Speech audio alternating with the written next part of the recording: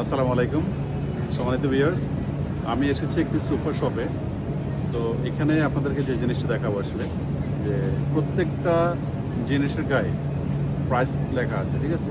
তো এখন আমাদের দেশে আমি অনেকদিন যাবত দেখতেছি যে আমাদের দেশে ম্যাজিস্ট্রেট যারা আছে তারা আপনার বাজারে গিয়ে গিয়ে প্রত্যেকটা দোকানদারকে জিজ্ঞেস করতেছে যে প্রাইস ট্যাগ বসানোর জন্য। তো আসলে ওরা বসাচ্ছে না, যে আসলে আমার কাছে ভাই ব্যবসা করেন সমস্যা নেই, একটু সৎ উপায়ে সৎভাবে ব্যবসাটা করেন, ঠিক আছে।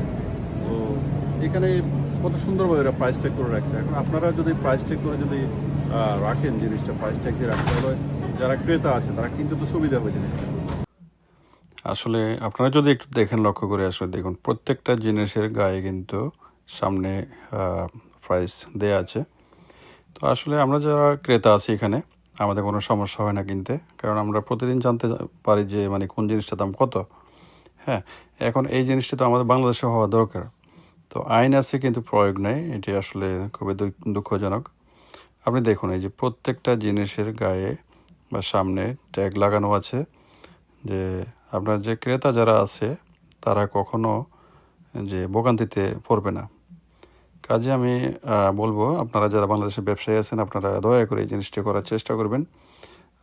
যারা ভোক্তা আছে তাদের অন্তত কিছুটা হয়রানি কমবে।